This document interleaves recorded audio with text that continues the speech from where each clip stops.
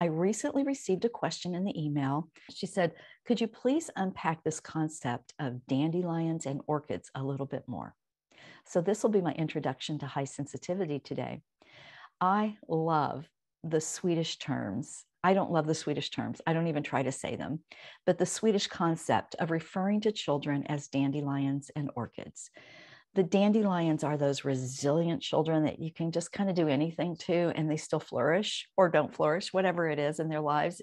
Their negative or positive influences don't impact them that much.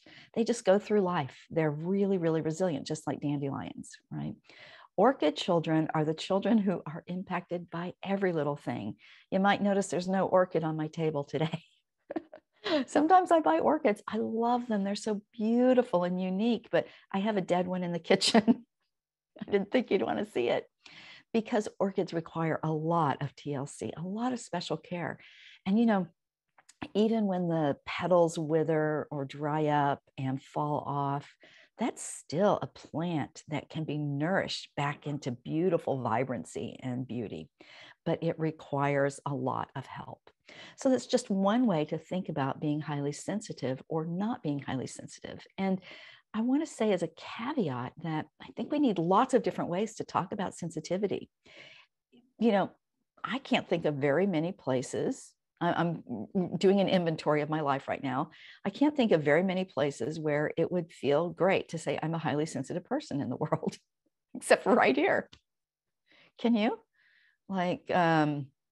There's a weird scent at work and you have to explain why you just can't live with it.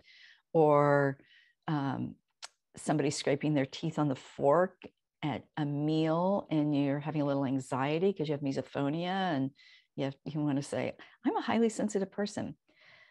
Many of us are working really hard about somebody says, or that bright light at the meeting, and you want to, you need to explain why that's not working.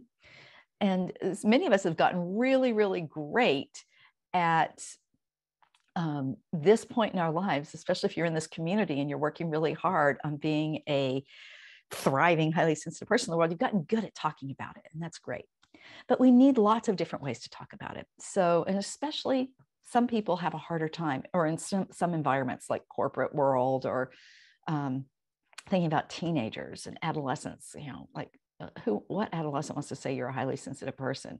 I've had adolescents, teens, clients, weeping to me saying, I just want to be autistic or ADHD. I don't want to have to tell people I'm highly sensitive. It's better to have something that you can understand, right, to explain. So sometimes we talk about having a finely tuned nervous system or just being finely tuned.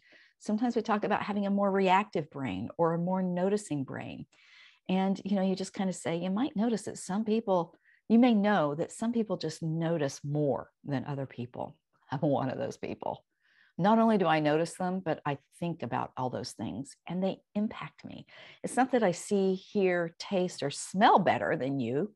It's that I have to think about all those senses when they're happening. Same with feelings. So for some people, talking about orchid and dandelion, like me, I think I said in one of my travel vlog videos that I want to have a t-shirt that says high maintenance and proud of it. I mean, am I actually proud of being highly high maintenance?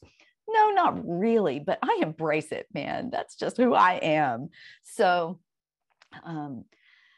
that is my little spiel about orchid and dandelion. I think it's just really a beautiful way to talk about us, and it really doesn't work for some people. And, when I'm talking with sensitive youth, I talk about, having a Tesla or a Jaguar or an Apple Watch or something that you really have to take better care of, right? You can't just, I have to wear Timex when I wear a watch, like a $35 Timex. That's the only thing that can survive me because it's really hardy and I'm really hard on my watches. I think actually electromagnetically I break them, but also I'm very, active outdoors. So I'm not a Timex. All right. I'm a smartwatch. Do I have a smartwatch? No. Why? Because I would break it because it needs a lot of care. And I'm giving all my special care to me. So I hope that's helpful, hearing me talk about myself and other ideas about how to talk about it.